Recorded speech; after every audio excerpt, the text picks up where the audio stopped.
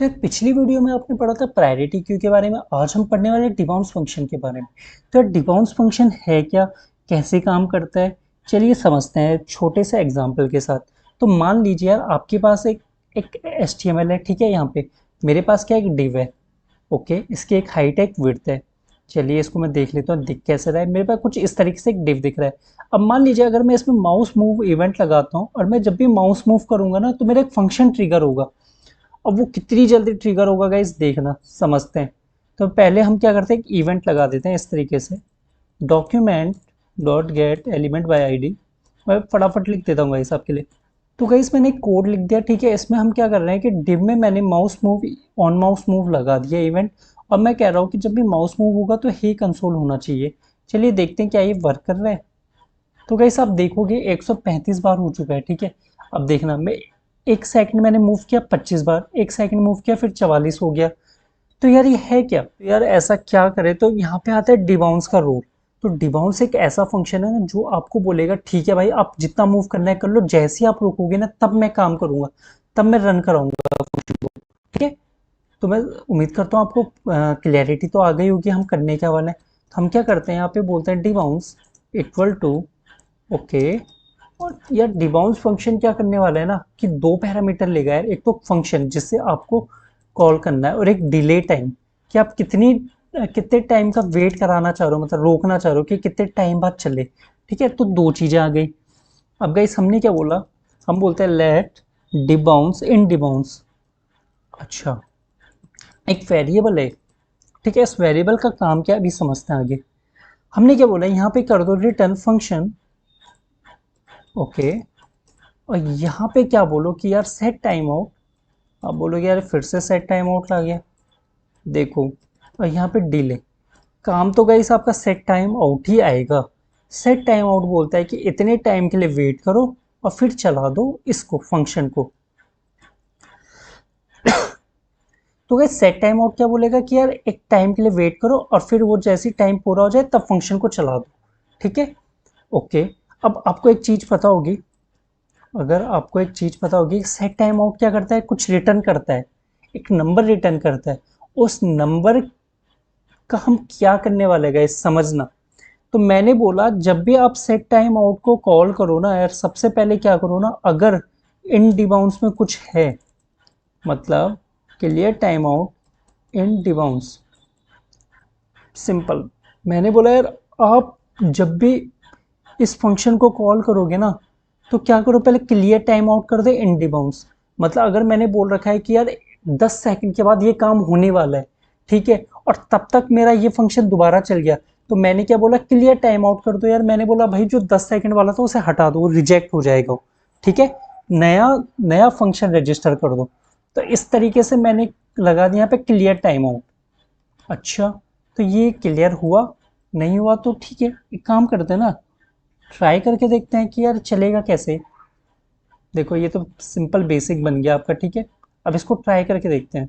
अब यहाँ पे मैंने क्या किया ना, इसको यूज करने के लिए मैंने एक फंक्शन बना दिया, फंक्शन शो मैसेज, ठीक है। एक फंक्शन है मेरा शो मैसेज, जो कि मैंने डिबाउंस फंक्शन के अंदर पास कर दिया गाइस इस तरीके से, ठीक है। डिबाउंस फंक्शन मेरा बोलता है कि मेरे को एक फंक्शन चाहिए और एक टाइम चाहिए, तो मैंने टाइम उसको 1000 सेकंड बोल दिया। और वो गाइस हमें रिटर्न क्या करता है, एक फंक्शन रिटर्न करता है, आप देखोगे ध्यान से। तो इसलिए हमने डिबाउंस शो मैसेज फंक्शन हमारे पास एक वेरिएबल में होल्ड कर लिया हमने, ठीक है। अच्छा, अब क्या हुआ, मैंने बोला भाई देखो जो डिबाउंस शो मैसेज है, गाइस एक काम करते हैं, इसको मैं फिलहाल कमेंट हटा देता हूँ। तो गाइस मैंने क्या बोला कि ठीक है डिबाउंस फंक्शन है, ओके। ये शो मैसेज है, शो मैसेज मेरा कौन सा होगा गाइस, ये फंक, ठीक है। और यहाँ पे मैं दीपक पास करता हूँ, ठीक है। और यहाँ पे मैसेज में आ जाएगा ये कंसोल होना चाहिए। अच्छा, अब इसे समझना गाइस, ठीक है।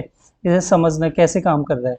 मैं क्या करता हूँ ना, इसके रन करा लेता हूँ पहले, C D JavaScript CD 100 interview question जो हमारे चल रहे हैं, ओके। और यहाँ पे मैं बोलता हूँ नो डिबाउंस। अच्छा,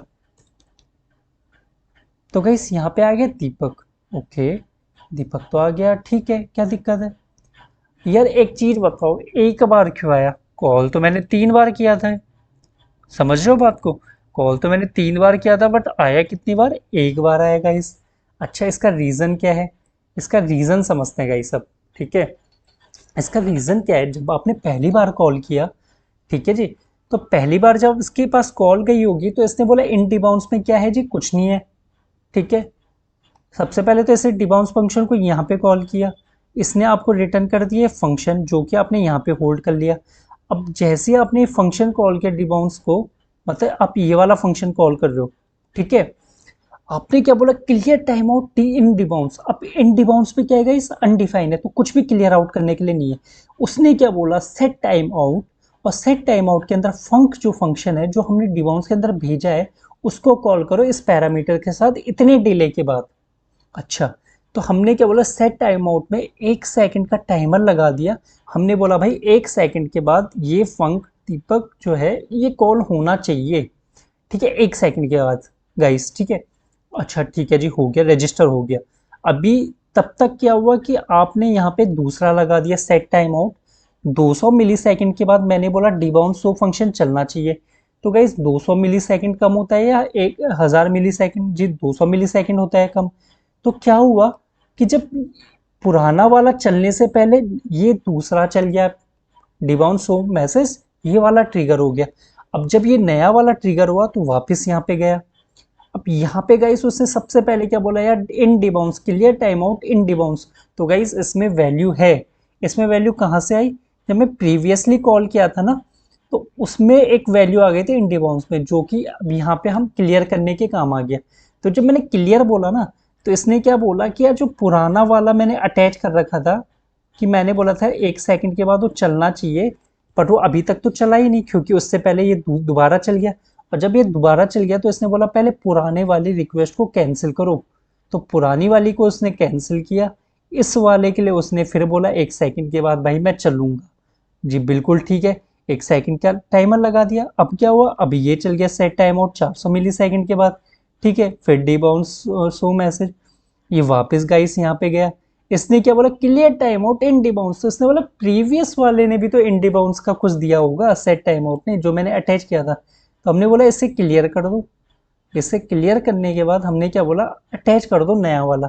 अब जैसे आपने नया वाला अटैच किया, ठीक है गाइस, तो अब क्या हुआ, कुछ हुआ यहाँ पे कोई नई कॉल नहीं है, तो 1 सेकंड के बाद वो प्रिंट करा देगा। ठीक है, तो इस तरीके से गाइस, इसलिए एक बार चला। अच्छा, सॉरी क्लियर नहीं हुआ ठीक से।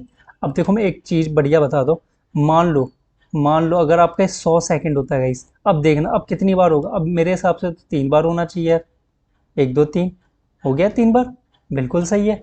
अब क्यों हुआ 3 बार, क्योंकि ये तो 100 मिली सेकेंड है। तो डिबाउंस मैसेज के पास गया, ठीक है जी, यहाँ पे गया, clear time out, first time तो क्लियर करने के लिए कुछ है ही नहीं, उसने बोला अटैच कर दो इस फंक्शन को। ठीक है, 100 मिली सेकेंड के बाद।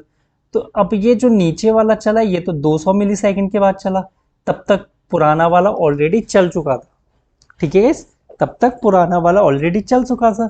ठीक है, तो जब आपका ये 200 मिलीसेकंड के बाद चला होगा, ठीक है, फिर आपने ये भी लगा दिया। ठीक है, अब जब ये चला होगा तब तक वो पुराना वाला, ये वाला जो लाइन नंबर 25 में, ये भी चल चुका होगा क्योंकि तो 100 मिलीसेकंड है। तो हमने इस तरीके से काम कर रहा है गाइस। अगर मैं इसे 500 मिलीसेकंड का डिले बोलता हूँ, तो देखना गाइस, एक बार आ गया खत्म। ठीक है, तो ये यही है इसकी पावर, यही है डिबाउंस की पावर। अच्छा, अब दो चीज़ें और करनी है इसमें, छोटी छोटी सी दो चीज़ें हैं यार जो बहुत ज़रूरी है। मान लो यार डिबाउंस फंक्शन जो आप कॉल कर रहे हो यार, अगर इसके पास कोई पैरामीटर होता है यार, ठीक है, यहाँ पे कोई पैरामीटर होता है तो आपको यहाँ पे एक्सेप्ट करना पड़ेगा। अच्छा ठीक है जी, कर सकते हैं, कोई दिक्कत नहीं है।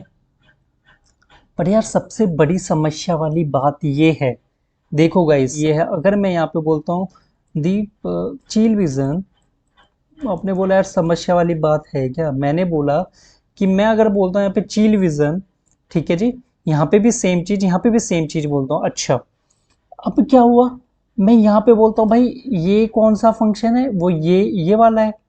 ठीक है, तो मैं यहाँ पे बोलता हूँ भाई नेम आने वाला है यहाँ पे।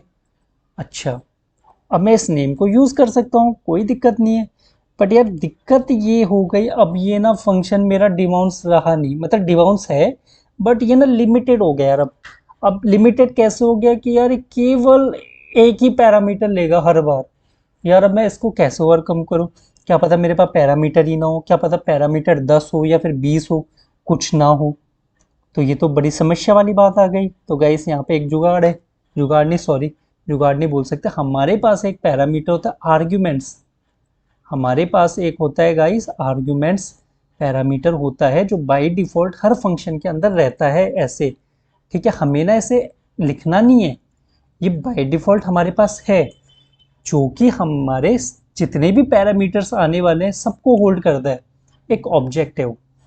तो गाइस मैं यहाँ पे क्या बोलता हूँ यार, कि भाई const args equal to arguments. ठीक है, तो अब इस वाले फंक्शन के जो भी आर्ग्यूमेंट्स होंगे वो मेरे यहाँ पे होल्ड कर लो। दूसरी चीज मैंने बोला const context equal to this, इसका बहुत बड़ा रोल है गाइस। अगर आप कॉल अप्लाई बाइंड समझते हो ना गाइस, तो बहुत सही हो जाएगा यार समझना आप। अब देखो फंक को डायरेक्टली कॉल करने के बजाय इसको कमेंट करो, और मैंने बोला करना तो मुझे फंक को ही कॉल है, करना मुझे फंक को ही कॉल है, बट मैं बोलूंगा यूजिंग अप्लाई कॉल करो उसे।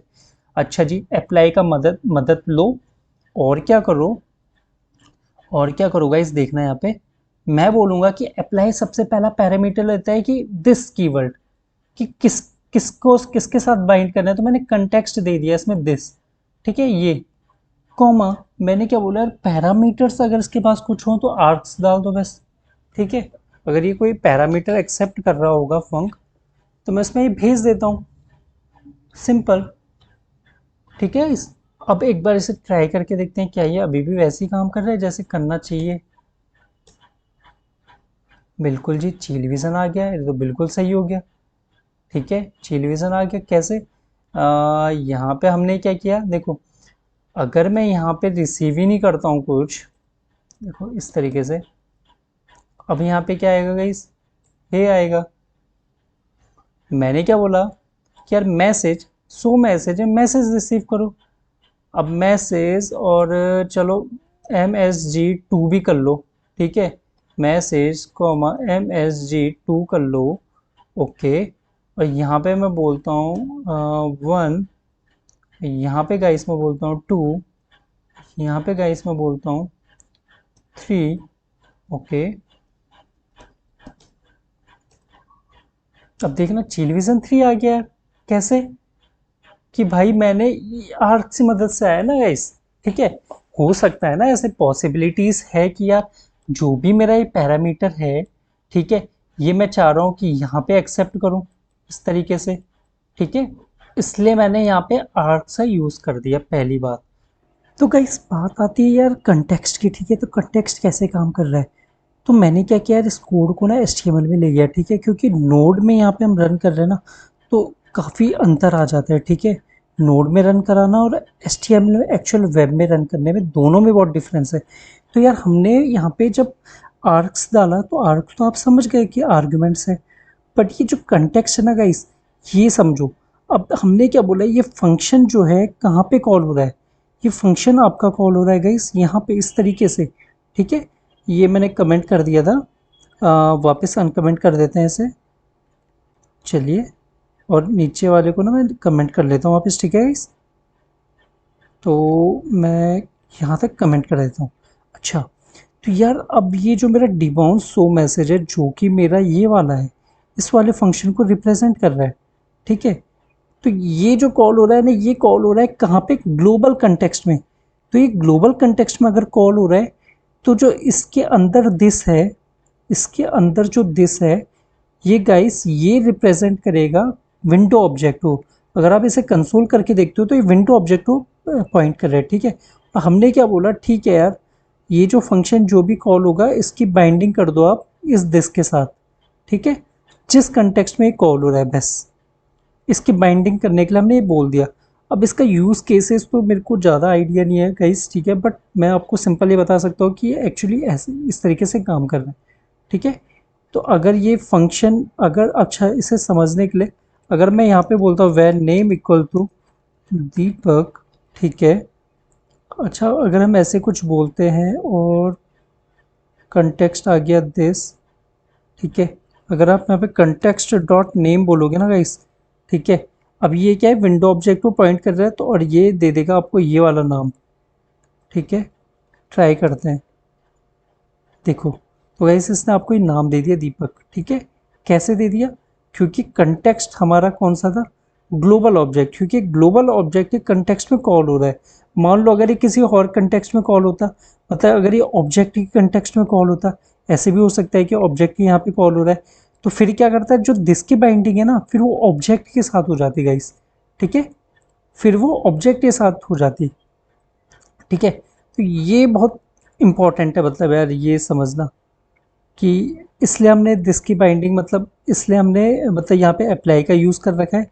देखो, आप कॉल का यूज़ भी कर सकते हो, पर कॉल के उसमें क्या होता है कि फिर ये आर्गुमेंट्स हमें पता नहीं कि कितने होंगे। ठीक है, तो हमने इसलिए अप्लाई कर दिया। अप्लाई के केस में हमने सारे आर्ग्यूमेंट्स भेज दिए, तो ये क्या करेगा, ये आपका सिंपल सारे आर्ग्यूमेंट्स ले लेगा, होता है एरे फॉर्म में। ठीक है, मल्टीपल्स आर्ग्यूमेंट हो सकते हैं गाइस। तो मैं उम्मीद करता हूँ यार आपको समझ आ गया होगा। अगर आपको समझ नहीं आया तो आप हमें पिंग मैसेज कर सकते हैं, कमेंट कर सकते हैं, हमें पूछ सकते हैं कमेंट पे कि यार ये हुआ क्या। ठीक है, और अगर आपको आपको अप्लाई का आइडिया नहीं कि अप्लाई कॉल अप्लाई बाइंड कैसे होता है, तो वो भी मैं आपको किसी सेपरेट वीडियो में बता दूंगा। ठीक है गाइस, हालांकि अभी हाँ एक और चीज़ है कि हमें इसका ज़्यादा यूज़ केस मिला नहीं, बट ओवरऑल जो फंक्शन हमारा इस तरीके से काम करेगा गाइस। ठीक है, चलिए मिलते हैं नेक्स्ट वीडियो में, बाय बाय।